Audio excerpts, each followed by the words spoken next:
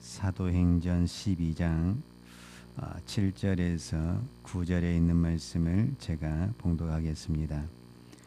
호련히 주의 사자가 곁에 서매 옥중의 광채가 조요하며 또 베드로의 옆구리를 쳐 깨어 가로되 급히 일어나라 하니 쇠사슬이 그 손에서 벗어지더라.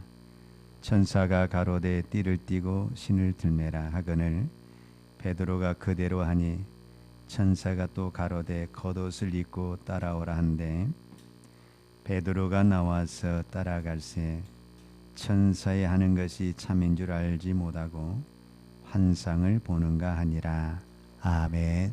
시간은 소리 없이 잘 지나가는 것 같습니다. 벌써 이제 11월 오늘이 마지막 주일이 됐습니다. 저는 오늘 주일과 다음 주일을 통해서 12장에 두 사람의 죽음이 나옵니다. 첫 번째 죽음은 예수님의 제자 요한의 형제 야고보의 죽음이 나오고, 두 번째는 12장 마지막 절에 보게 되면 마지막 부분에 그때 당시 유대의 왕인 헤롯 왕의 죽음을 보게 됩니다. 저는 이렇게 성경에서도 또 우리가 일상생활에서도 또 장례 예배를 인도하면서도 늘 느낀 것은 정말 죽음 앞에 사람이 겸손해지고 나도 언제든지 저 자리에 갈 수 있다라는 그런 생각을 많이 하게 됩니다. 여러분, 지금은 내가 이렇게 건강한 모습으로 예배를 드리고 있지만 다음 주에 내가 어떻게 될지는 누구도 장담을 못합니다. 그렇기 때문에 건강할 때 우리가 예배를 드리십시다. 할렐루야. 여러분, 눈이 건강할 때 성경을 보시기 바랍니다. 저도 눈이 참 좋았거든요. 그런데 어느 날부터서 계속 이렇게 책을 보면서 보는데 글씨가 흐려지기 시작하는 거예요. 그래서 저도 이렇게 안경을 쓰게 됐는데 저는 절대 안경 안 쓸 줄 알았어요. 근데 사람이라는 게 참 모르더라고요. 그러니까 우리가 오늘은 건강하지만 내일은 또 어떻게 될지 누가 알겠어요. 그러니까 우리가 있을 때 하나님께 헌신도 하고, 내게 시간이 있을 때 주의 일에 충성도 하고, 물질도 있을 때 하나님께 드려야 됩니다. 없을 때는 꼭 있으면 드리겠다고 말을 하고 막상 있으면 또 안 드리거든요. 그러니까 여러분, 있으나 없으나 우리가 하나님 앞에 드려질 때 하나님이 다 기억하시고 풍성한 은혜를 주실 줄로 믿습니다. 우리가 성경을 보다 보면 이런 생각이 많이 들거든요. 하나님은 공의의 하나님, 하나님은 공평의 하나님. 여러분 믿습니까? 우리가 지식 속에서 또 우리가 알고 있는 신앙 속에서는 하나님은 공평의 하나님이다, 하나님은 공의의 하나님이다 이렇게 생각을 하는데, 막상 현실 속에서는 왜 세상이 이렇게 불공평하지? 이런 생각이 들 때가 한두 번이 아니죠. 그러죠? 왜냐하면 우리는 특별히 예수를 믿고 또 기도도 하고 하나님 앞에 믿음으로 살려고 하는데 안 돼. 안 돼. 잘 돼야 되는데 안 되는 거야. 그런데 어떤 사람은 예수도 안 믿고 그렇게 악하게 살고 죄는 다 짓고 사는데 잘 때 우리로 말하면 하는 것마다 대박이야. 이럴 때 우리가 이게 뭐지? 이런 생각이 들을 때가 있다 그 말이죠. 시편 73편에 보면 실제적으로 이 시인의 기자는 그런 부분을 가지고 내가 하나님 앞에 시험이 들 뻔했다라는 단어를 쓰고 있어요. 자, 시편 73편 1절과 2절을 제가 읽어드리겠어요. 하나님이 참으로 이스라엘 중 마음이 정결한 자에게 선을 행하시나 나는 거의 실족할 뻔하였고 내 걸음이 미끄러질 뻔하였으니 이는 내가 악인의 형통함을 보고 오만한 자를 질시하였음이로다. 저희는 죽을 때에도 고통이 없고 그 힘이 강건하며 타인과 같은 고난이 없고 타인과 같은 재앙도 없나니. 고난도 없고 재앙도 없고 잘 된다라는 거예요. 그래서 시인은 뭐냐면 내가 거의 실족할 뻔했다고 그러는데, 이 실족이라는 단어가 무슨 단어냐면 내가 시험 들 뻔했다 그 말이에요. 여러분, 우리가 시험에 드는 경우도 여러 가지가 있지만은 하나님 때문에 시험 드는 경우도 참 많이 있잖아요. 그리고 내 이웃이 잘 된 것을 보고 우리는 감사하기보다는 또 시험 들 때도 많이 있고 그러잖아요. 이게 우리 인간의 마음이잖아요. 솔직히 나는 안 되는데 누구는 너무 잘 되는 거야. 우리 자식은 안 되는데 남의 자식은 또 너무 잘 되는 거야. 그럴 때 시험에 들게 되고 낙심이 들을 때도 있다라는 거죠. 그래서 이 시인이 하나님 앞에 기도를 한 거예요. 이게 하나님 어떻게 된 일입니까? 라고 말을 했을 때 시편 73편 16절에 보면 성경은 이렇게 기록하고 있어요. 내가 어찌면 이를 알까 하여 생각한 즉 내게 심히 곤란하더니 하나님의 성소에 들어갈 때야 저희의 결국을 내가 깨달았나이다. 주께서 참으로 저희를 미끄러운 곳에 두시며 파멸에 던지시니 저희가 어찌 그리 졸지양패되는가 놀람으로 천멸하였나이다. 내가 어떻게 하면 이것을 알까 하여다가 주의 성소에 들어가서 오늘 우리로 말하자면 하나님께 예배를 드리다가 이것을 깨닫게 되었는데 어떻게 깨닫게 됐냐? 악인은 잘 나가다가 어느 순간에 팍 망하더라. 이거를 보게 되고 이거를 깨닫게 되었다.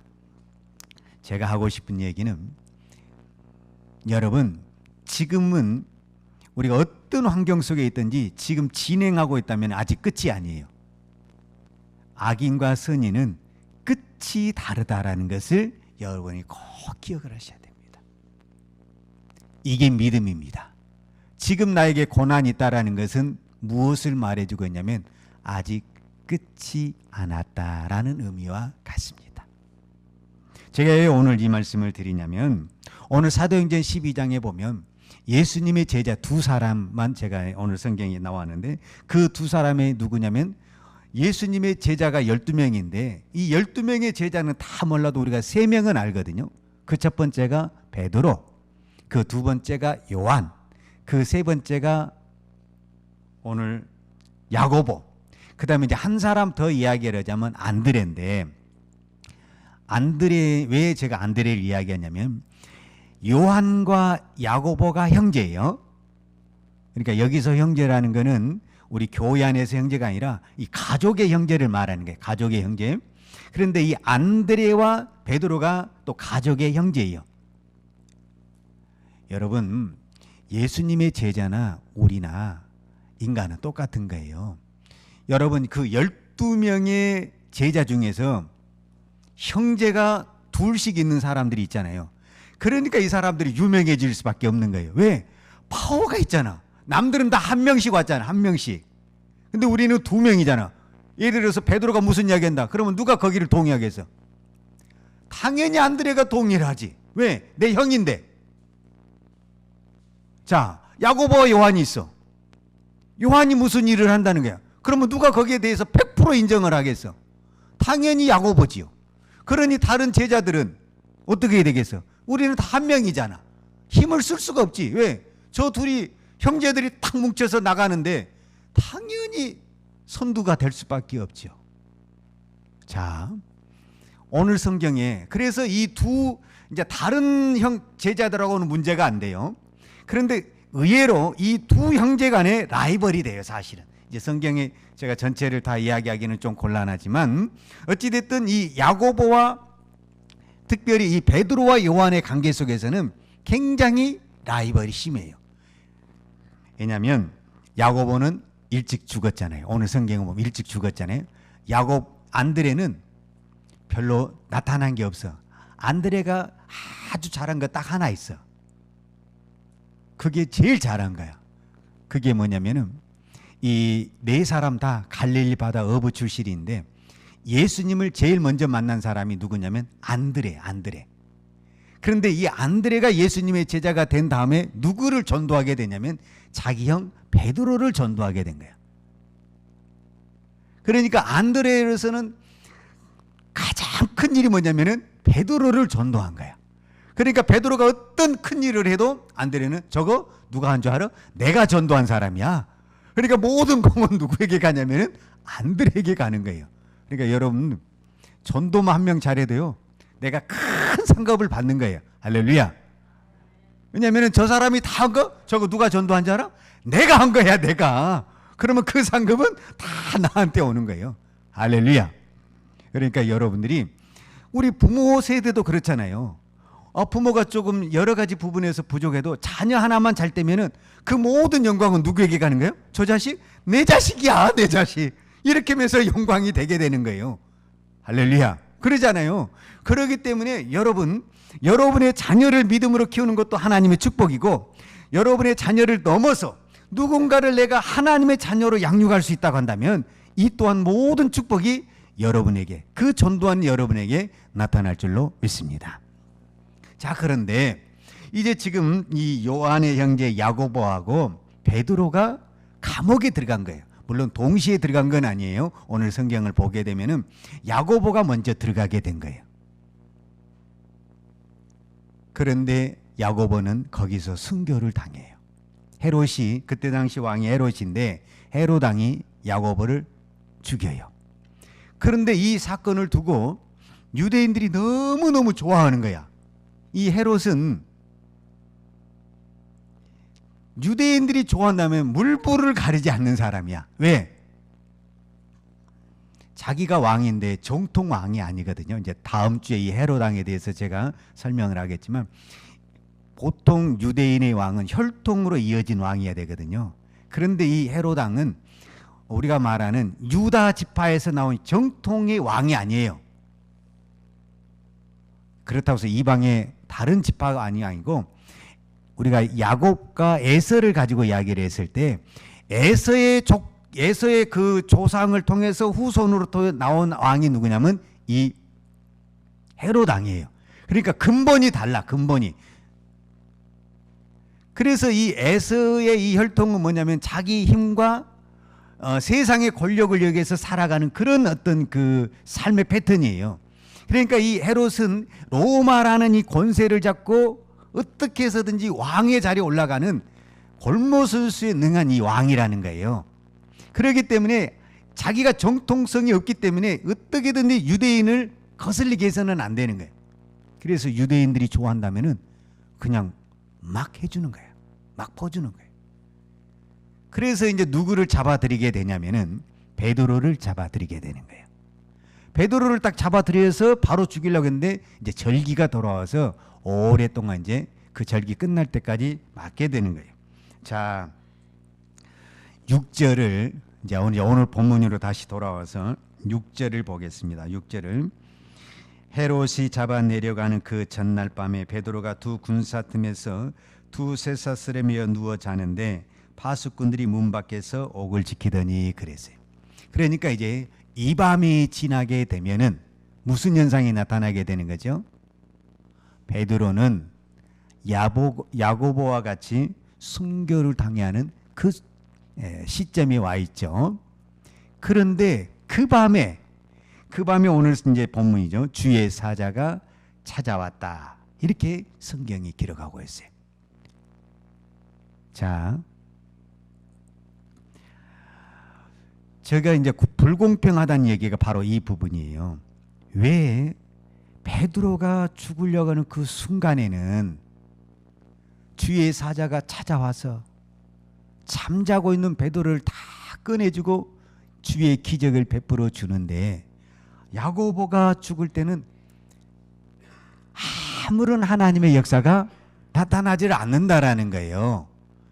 자, 이것을 봤을 때 우리 입장에서는 하나님 너무하시지 않는가 이런 생각이 드는, 어떻게 하나님이 제자들을 차별하나, 베드로를 더 사랑하나, 이렇게 우리가 생각할 수가 있겠죠. 근데 그거는 어디까지나 우리의 측면이에요. 하나님의 측면에서는요, 천국을 빨리 간 게 복 받는 거예요? 늦게 가는 게 복 받는 거예요? 여러분, 천국을 빨리 간 게 복 받는 거예요? 늦게 가는 게 복 받는 거예요? 여러분, 빨리 간 게 복 받는 거죠. 그러니까 지금 야고보의 입장에서는요, 이 순교의 자리라는 것은 누구나 하는 게 아니거든요. 이 순교의 자리에 올라갔다라는 것, 그 다음에 그렇게 주님을 사모하고 주님을 보기를 원하는 그 주님의 자리에 자기가 가장 1순위로 올라갔지. 1번으로 올라갔다라는 것은 엄청난 축복입니다. 할렐루야. 그런데 왜 이 사건을 이 베드로와 함께 보여주는가라는 부분을 가지고 이제 제가 이야기를 하려고 그래요. 자, 우리가 앞전 주에 사도행전 16장을 보았거든요. 사도행전 16장에도 보게 되면은 누가 감옥에 들어가죠? 여기는 이제 바울이 감옥에 들어가요. 그런데 바울이 감옥에 들어갔는데 바울도 주의 사자가 나타나 가지고 옥문이 자동으로 쫙 열려지잖아요. 그리고 바울과 이 실라도 그 옥에서 나와서 살아나게 되잖아요. 그런데 바울에게도 기적이 나타났어요. 베드로에게도 기적이 나타났어요. 그런데 이 요한의 형제 야고보에게만 나타나지 않았어요.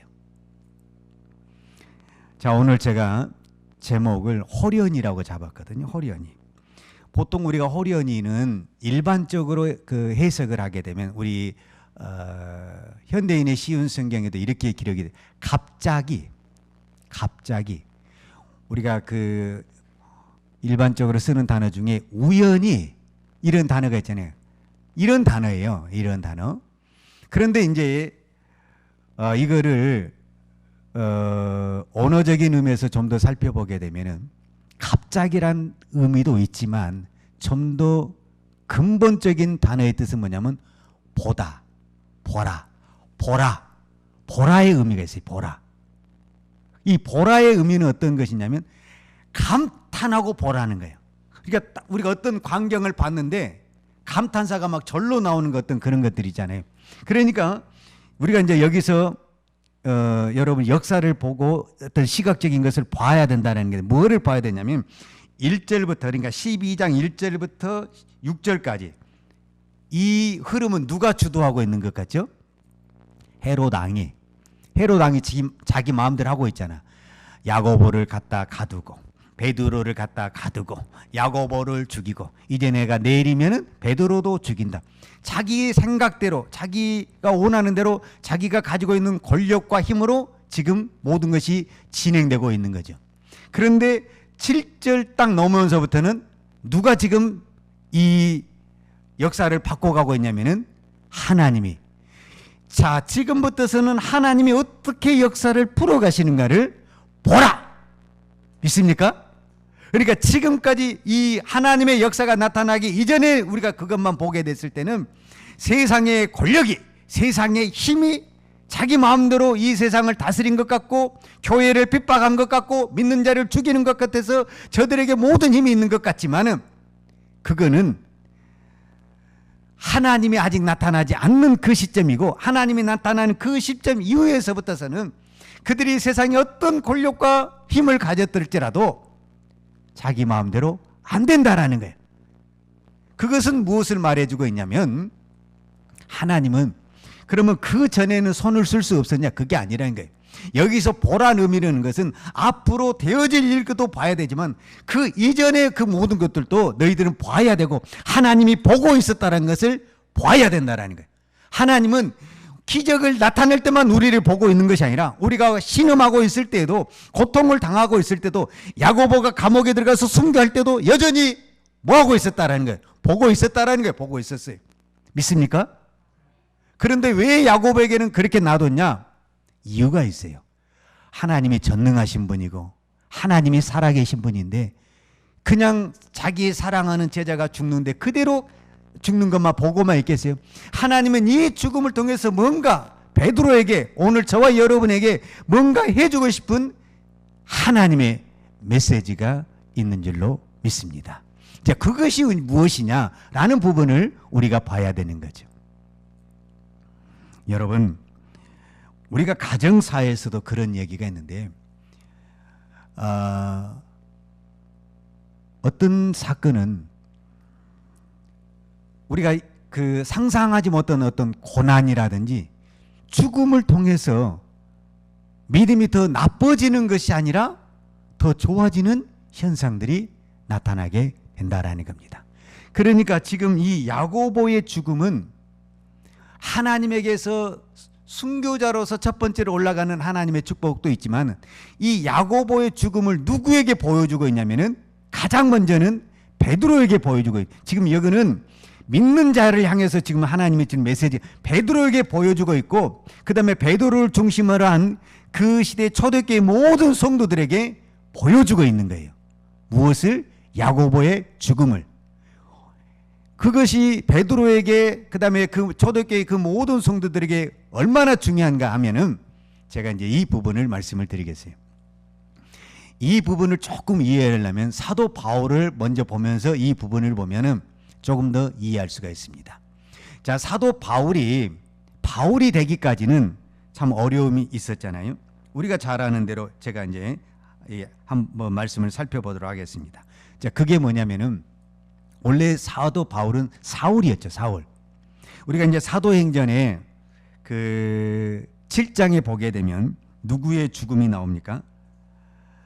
스데반의 죽음이 나오잖아요. 그런데 스데반이 어떻게 죽은지 혹시 여러분 아십니까? 스데반이 어떻게 죽었죠? 돌에 맞아 죽었잖아요.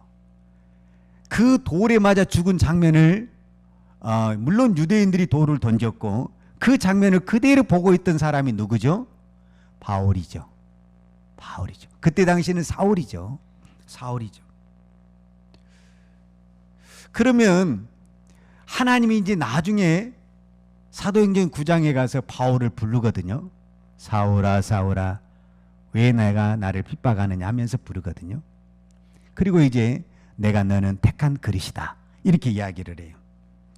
자, 이 부분을 볼 때 저는 이 부분을 볼 때 이해가 안 되는 부분 중에 하나가 있어요. 어떤 부분이냐면 사도 바울이 나중에 이런 이야기를 합니다. 에베소서에 보게 되잖아요. 에베소서에 보게 되면 사도 바울이 무슨 이야기를 하냐면 나를 하나님이 창세전에 부르셨다 이렇게 이야기를 해요. 에베소서 1장 15절에 보면 하나님이 나를 창세전에 부르셨다. 여러분 이 말씀을 믿습니까? 근데 우리가 이해가 안 되잖아요. 뭐가 이해가 안 돼요? 하나님이 바울을 창세전에 불렀대. 그러면 날 때부터 어떻게 돼야 되죠? 우리로 말하자면 모태신앙이 돼야지. 모태신앙. 왜? 하나님이 창세전에 하나님이 바울을 하나님의 자녀로 선택을 했다고 한다면 우리 생각에는 바울은 날 때부터 모태신앙이 돼야 된다는 거잖아요. 그런데 아니야. 여러분 갈라디아서도 그걸 또 이렇게 이야기를 하고 있어요. 사도 바울은. 갈라디아서 사도 바울이 어떻게 이야기하고 있습니까? 갈라디아 1장 15절에 동일하게 이야기하고요. 내가 어머니 태로부터 나를 선택했다라는 거예요. 그러니까 지금 사도 바울이 뭐라고 표현하고 있냐면 나를 어머니 태로부터 선택을 했다라는 거예요. 근데 태어나자마자 그는 예수님을 몰랐다니까요. 그리고 예수님을 핍박하는 사람이었다니까요. 그러니까 우리가 좀 이해가 안 되는 부분이잖아요. 하나님이 창세전에 선택을 했네. 그 다음에 어머니 태중에서부터 나를 하나님의 자녀로 선택을 했네. 그런데 그가 예수님을 만나는 순간까지는 예수님을 가장 핍박하고 예수 믿는 사람을 돌에 쳐 죽이는 장본인의 역할을 썼다라는 거예요. 왜 하나님이 이렇게 바울을 이렇게 이끌었냐 그 말이죠. 이제 그런 부분에 대해서 우리는 의문을 갖게 되는 거죠. 하나님의 창세전에 선택을 했다. 그 다음에 모태에서 선택을 했다. 그럼에도 불구하고 사도 바울은 예수님을 믿는 사람을 핍박하고 돌에 맞아 죽이고 그 다음에 사도 바울이 얼마나 혈기가 등등했습니까? 예수 믿는 사람들 잡아다가 감옥에다 가두고 그리고 사도행전 9장에서도 보면은 원래 예수 믿는 사람들을 어떻게 하려다가 잡으러 가다가 예수 믿는 사람들 잡아다가 감옥에 가두기 위해서 갔잖아요. 사실은 가다가 누구를 만난 거예요? 예수님을 만난 거잖아요. 그러니까 우리가 생각했을 때는 좀 앞뒤가 안 맞는 거 그런 느낌을 받게 되잖아요. 왜 이렇게 하나님이 바울을 이렇게 만들었을까? 이제 우리는 사도행전 전체 역사를 통해서 깨달을 수 있는 것은 바로 이 부분입니다. 앞으로 사도 바울이 이방의 선교 사역을 나가야 되는데 그 선교 사역은 인간이 상상할 수 없는 고난이 오게 됩니다. 사도 바울이 감당할 수 없는 고난이 오게 됩니다. 그 고난이 뭐냐면은 우리가 말한 대로 돌에 맞고 감옥에 가두고 배가 파손되고 여러 가지 모함과 비난을 받습니다. 그런데 그거 누가 다 했던 거죠? 내가 했던 거지. 그 일을 누가 했던 거냐? 내가 했던 거야. 내가 예수를 만나기 전에 예수 믿는 사람을 돌멩이를 터서 죽이고 예수 믿는 사람을 감옥에 가두고 예수 믿는 사람들을 비난하고 그 모진 일을 누가 다 했냐면은 내가 한 장본이야. 내가. 누가? 바울이. 그러니까 바울이 그 고난을 당하면서 바울이 무슨 생각을 하겠어요? 내가 이렇게 했다. 내가. 그러니까 그 고난을 든든히 이겨내는 거예요. 할렐루야. 믿습니까?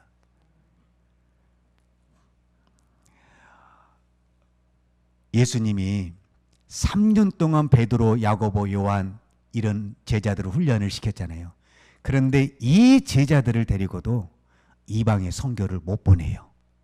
안 돼. 훈련을 받았음에도 미달이야. 하나님이 선교사로 쓰기에 미달이야. 그래서 속된 말로 외부 영입을 해오는 거예요. 외부에. 제자가 아닌 외부에서 영입을 해오는데 그 사람이 바울이에요. 그래서 바울은 쉽게 말하면 광야에서 훈련을 시킨 게 광야에서 사도들은 예수님의 품 안에서 훈련을 시켰다고 한다면 사울은 광야에서 훈련을 시킨 거예요. 그래서 자기 멋대로 살다가 어느 날 예수님에게 딱 붙잡혀가지고 뒤돌아보니 내 모든 과거가 지금 내가 당하고 있는 그 일이야. 그러니 그걸 당할 때마다 하나님, 내가 이랬습니다. 그러니까 그것을 오히려 감사하는 거예요. 내가 돌멩이를 던졌는데 내가 돌멩이에 빠진 것을 감사하게 되는 거예요. 내가 감옥에 가뒀는데 내가 감옥에 들어간 것을 감사하게 되는 거예요. 그러니까 하나님, 내가 이제 감옥에 왔습니다. 그러니까 감옥에 들어온 것이 너무너무 감사해서 하나님 앞에 감사하고 하나님 앞에 찬송하는 거예요. 할렐루야. 왜? 내가 그랬거든. 내가 예수 믿는 사람을 감옥에 가두고. 그런데 이제는 내가 이 감옥에 들어왔으니 하나님, 이것이 하나님의 은혜입니다 라고 생각을 하지 않겠어요? 자, 그러면 이제 오늘 본문에 답을 찾을 수가 있죠. 왜 야고보의 죽음을 베드로의 앞에 갖다 놨는가? 자, 여기서 우리는 답을 찾을 수가 있죠. 뭐 때문에 그랬죠? 베드로가 누구의 죽음을 현장에서 보게 됩니까? 야고보의 죽음을. 야고보가 그 감옥 속에서 죽어가는 그 모습을 두 눈 똑똑히 보게 된 사람이 누구냐면은 베드로입니다. 여기서 베드로에게 무엇이 일어나겠어요? 나도 저렇게 죽을 거야. 이제 믿음이 없을 때는 나 살려야 도망가겠지만은 이미 베드로는 이제 성령이 충만하기 때문에 자기의 순교를 바라보게 되는 거죠. 그래서 이제 베드로가 어떤 그 순교의 자리에서도 물러나지 않냐고 이 힘들 때마다 야고보의 피를, 순교의 피를 보게 되는 것입니다. 그래서 베드로를 베드로 되게 만드는 그 사건, 물론 예수님의 보혈의 피죠. 그런데 여러분, 우리가 예수님의 은혜로 다 교회에 나왔죠. 하나님 믿었죠. 그러나 오늘 저와 여러분이 꼭 기억해야 될 것은 예수님 은혜로 우리가 예수를 믿고 지금까지 생활했지만 내가 오늘 이 자리에 오기까지, 저도 마찬가지요. 제가 이렇게 목사가 되고 이 자리에 오기까지 베드로에게 야고보의 순교의 피와 희생이 있었던 것처럼 누군가는 나를 위해 눈물을 흘리고 물질을 흘리고 순교의 피를 흘리는 그 사람의 영혼이 있었다라는 것을 우리는 부인할 수가 없다라는 거예요. 내가 오늘 하루아침에 그냥 뚝딱 떨어진 게 아니라는 거예요. 믿습니까? 그러니까 지금 우리가 이 교회 종교력의 역사 속에서도 보면 훌륭한 목사님이나 선교사님이나 그런 사람들이 어느 날 갑자기 뚝딱 떨어진 것이 아니라 그 뒤에는 누군가의 희생의 눈물과 헌신과 순교의 피가 있었다라는 겁니다. 제가 우리 한국 교회를 볼 때 그 교회가 그렇게 부흥하는 교회들을 보게 되면 어떻게 그렇게 교회가 부흥할까라는 그런 의문이 있게 되는데, 그거는 그의 부모 중에 순교의 자리에 간 사람이 많이 있어요. 이거를 부인할 수가 없어요.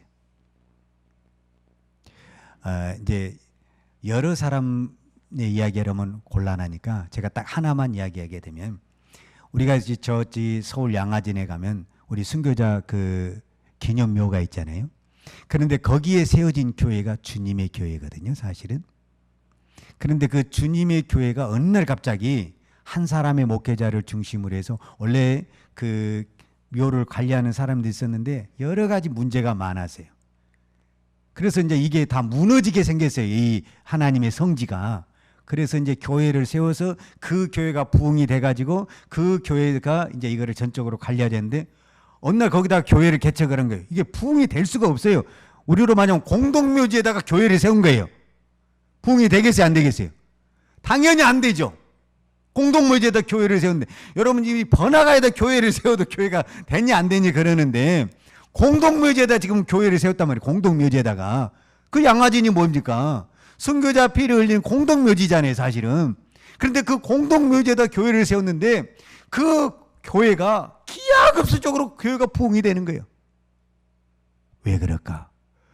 거기 순교자 피가 얼마나 많습니까? 그러니까 하나님이 물 붓듯이 갖다 부으는 거예요. 그냥 막 갖다 몰아붙이는 거예요. 몰아붙이는 거예요. 하나님의 역사입니다. 여러분, 세상에 거저되는 거 없잖아요. 오늘 여러분이 이 자리에까지 믿음을 지키고 있었던 것은, 누군가는 나를 위해 기도하는 사람이 있었다라는 것을 우리는 잊어서는 안 됩니다. 오늘